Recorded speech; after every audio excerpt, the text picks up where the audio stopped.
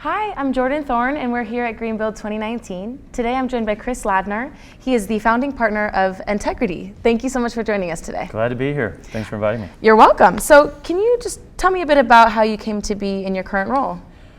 It's a long story. I've never had the kind of background that says, oh, this guy's going to be in green buildings or any of that, but I was involved early on in the development of one of the USGBC chapters. Okay.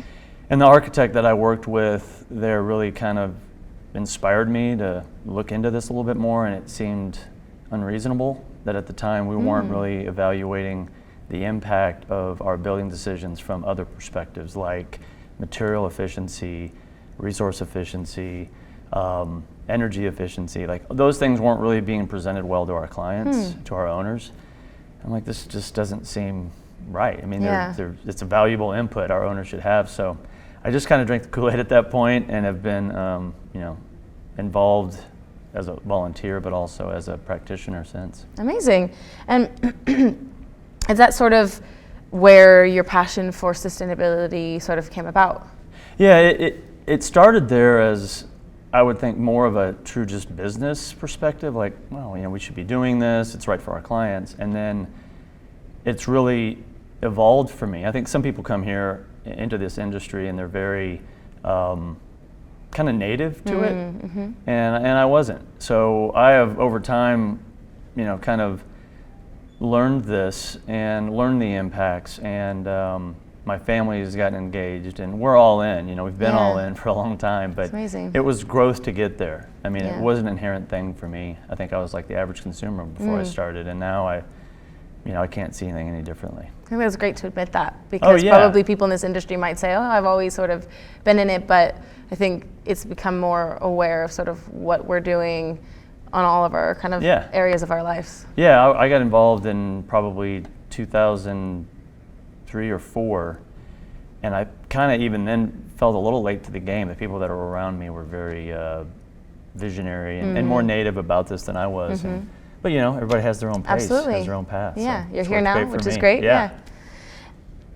So in what ways are you and your teams innovating towards achieving this 17 sustainable goals that the UN has set?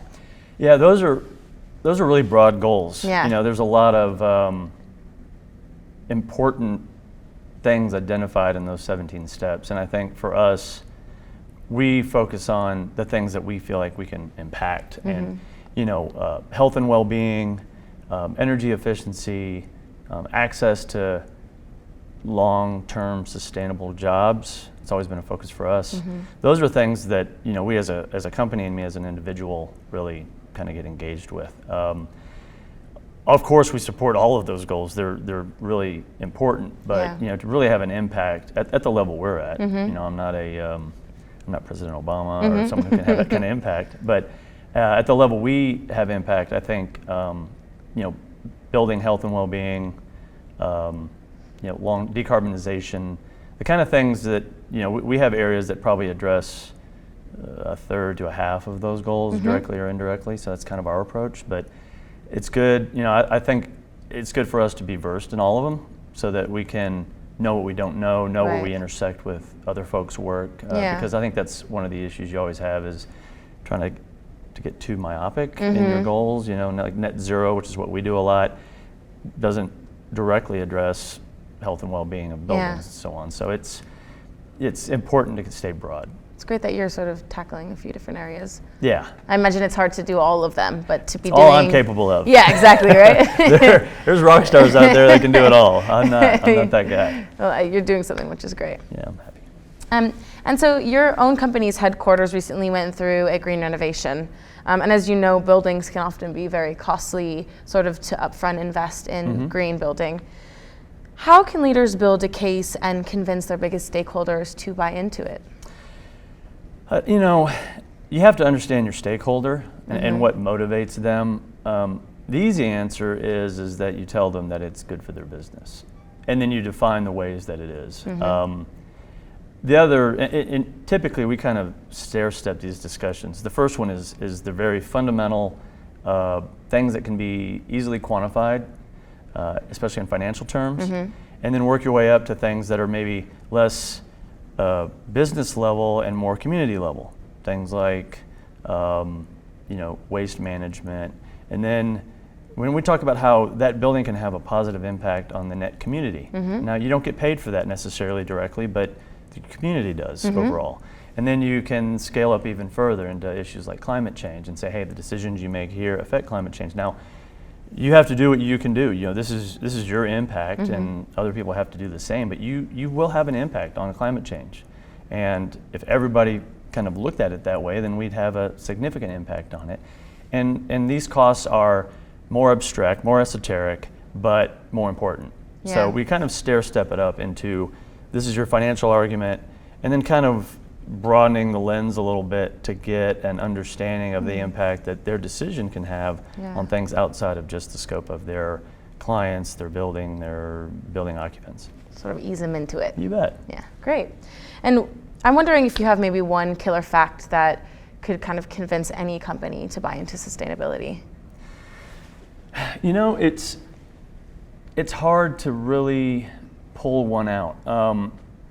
We do this all the time, and as far as interacting with our clients and trying to help understand what their motivations are. And it seems like there's always a group of maybe 10 to 15 items that are very relevant to them, but they all have different bar heights, like what's really important. Yeah. And I think the key is really listening to what motivates the people you're working with and understanding how to frame all of your conversations around that. Now, money talks, right? So as I said before, that's always one that we go after. And we really try to just get that box checked, because it's really one of the easier boxes to check. I mean, I'm probably being flippant about that, but it really is. It's a very definable thing. Yeah. And then get into, occupant health, employee retainage, things that have significant impacts but are harder to define again.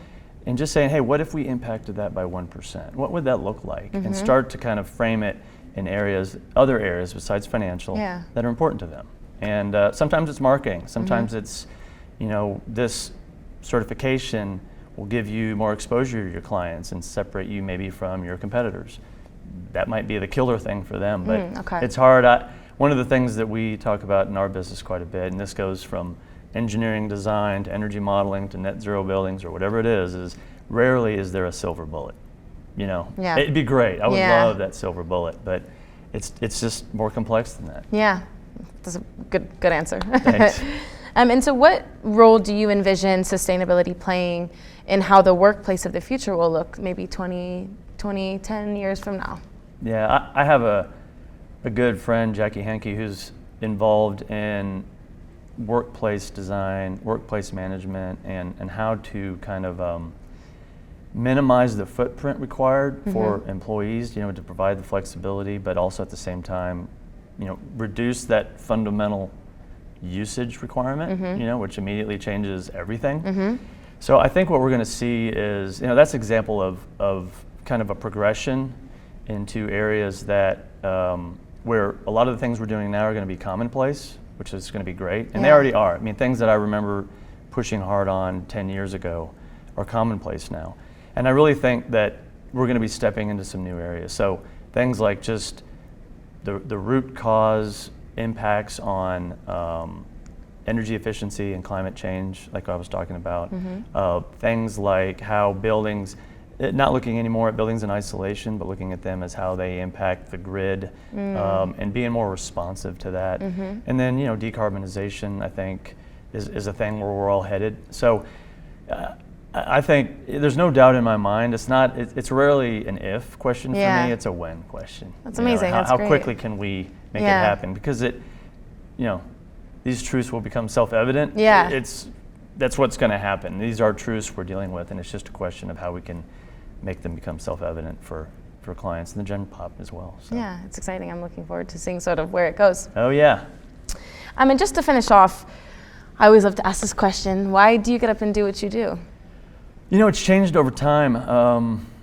I think that originally I got up and did it because it was new and it was invigorating, and I loved the people that I was doing it with. I felt like I was part of a team.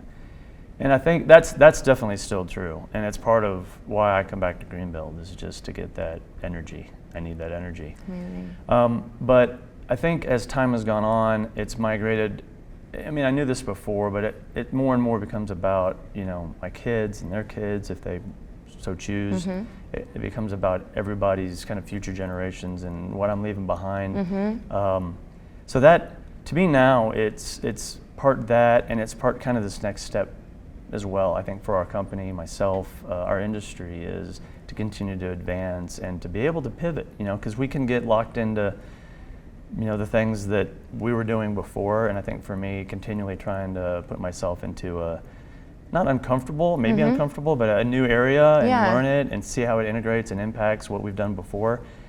That right now, both thinking about future generations and energizing myself in these new projects is really what's got me going now.